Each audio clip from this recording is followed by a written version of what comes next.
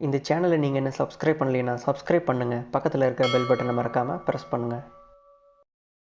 இன்று நாம் தியானிக்க போகும் வேத வசனம் சங்கீதம் 1ஆம் அதிகாரத்தில் 2வது வசனம். கர்த்தருடைய வேதத்தில் பிரியமாயிருந்து இரவும் பகலும் அவருடைய வேதத்தில் தியானமாயிருக்கிற மனுஷன் பாக்கியவான். இந்த வசனம் நீதிமான்களின் வாழ்க்கையை பற்றி பேசுகிறது. நீதிமான்கள் எப்படி இருக்கிறார்கள் என்பதை இந்த வசனம் நமக்கு விளக்குகிறது. முதலாவதாக, கர்த்தருடைய வேதத்தில் பிரியமாயிருந்து. இந்த வரி என்ன சொல்கிறது? ஒரு நீதிமான் கர்த்தருடைய வார்த்தையில் மகிழ்ச்சியடைகிறான். அவனுடைய சந்தோஷம் கர்த்தருடைய வார்த்தைகளை வாசிப்பதிலும் தியானிப்பதிலும் இருக்கிறது. இந்த உலகத்தின் இன்பங்களை விட தேவனுடைய வார்த்தைகள் அவனுக்கு மிகவும் இனிமையானது. நாம் எதில் பிரியமாக இருக்கிறோமோ அதை திரும்ப திரும்ப செய்வோம்.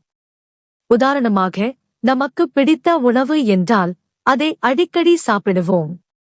பிடித்த பாடல் என்றால் அதை திரும்ப திரும்ப கேட்போம். அதேபோல ஒரு நீதிமான் கர்த்தருடைய வார்த்தையில் பிரியமாக இருப்பதால் அதை தொடர்ந்து வாசித்து தியானம் செய்கிறான். இரண்டாவதாக, இரவும் பகலும் அவருடைய வேதத்தில் தியானமாயிருக்கிற மனுஷன். இந்த வரி என்ன சொல்கிறது? ஒரு நீதிமான் இரவும் பகலும் தேவனுடைய வார்த்தைகளை தியானிக்கிறான். அதாவது, அவன் எப்போதும் தேவனுடைய வார்த்தைகளை நினைத்துக் கொண்டே இருக்கிறான். தூங்கும் போதும், விழித்திருக்கும் போதும், வேலை செய்யும் போதும், ஓய்வெடுக்கும் போதும் அவனுடைய எண்ணங்கள் தேவனுடைய வார்த்தைகளைச் சுற்றியே இருக்கும். நாம் எதை அதிகமாக நினைக்கிறோமோ அது நம் வாழ்க்கையில் செயல்படும். நாம் தேவனுடைய வார்த்தைகளை அதிகமாக நினைக்கும்போது அந்த வார்த்தைகள் நம் வாழ்க்கையில் செயல்பட்டு நம்மை வழிநடத்தும். மூன்றாவதாக, அவன் பாக்கியவான்.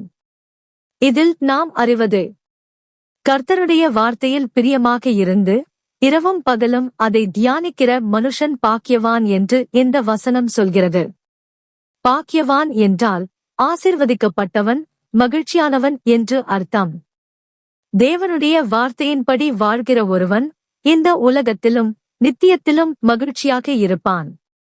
ஆகவே, பிரியமானவர்களே, இந்த வசனம் நமக்கு ஒரு முக்கியமான உண்மையை உணர்த்துகிறது.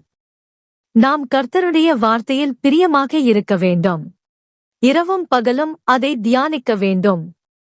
அப்படி செய்தால் நாம் பாக்கியவான்களாக இருப்போம்.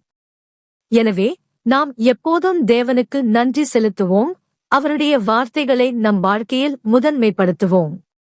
ஆமென்.